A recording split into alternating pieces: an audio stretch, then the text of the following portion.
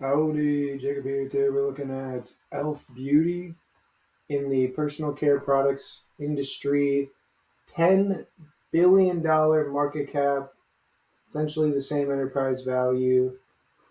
Their revenue has grown quite a bit from 191 million in 2015 to 579 million in 2023, with gross margin up quite a bit and then operating margin relatively flat or maybe down a little bit.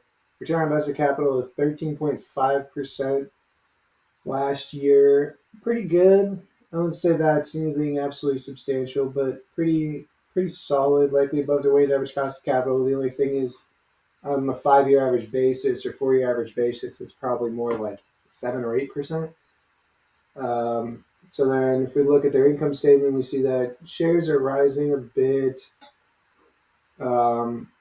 But obviously revenue and net income are growing more, which is great to see. On their balance sheet, they have 61 million long-term debt, 6 million short-term debt, 121 million cash on hand. So very safe balance sheet, or very safe from a balance sheet perspective.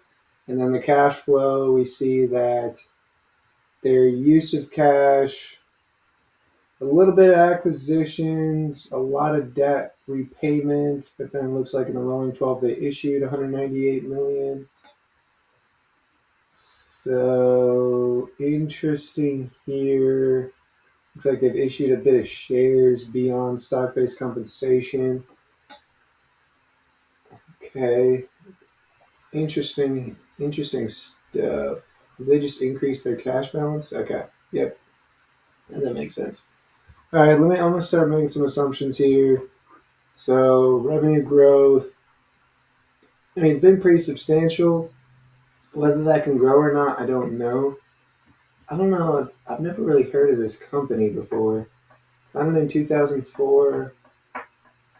I mean, the growth is absolutely there. I just don't know how sustainable it is without. So they offer eye, lip, face. Yeah, okay. So it's feminine products. Okay. I can say that maybe they'll grow 8%. I didn't think that average return on invested capital was that substantial. So maybe after 7 years, the growth rate isn't entirely there, but we still put a premium slightly above the market. With the last 100 years or so, the average P being 15. And on the margin side, 6, 12. I do like that free cash flow is consistently way higher. So I'll probably just do the average there since I can't really guarantee whether the margins will be consistently higher since it was just really 1 year. Actually, I'll bump net income up a bit just because, okay, 8%, okay. And then the share change side, they have been issuing quite a bit of shares here.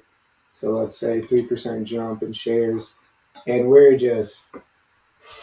not even close to the buy price here, which again makes sense when you look at my growth rate numbers, the current P, and then the P that I set for 7 years from now. It's just a huge deflation of price to earnings, price to free cash flow, with growth not out substantiating the discount rate. And so, I mean, again, great company. Just to me, it seems a little bit overvalued. But do what you want with the video. Hopefully you enjoy it and have a great rest of your day. Thank you.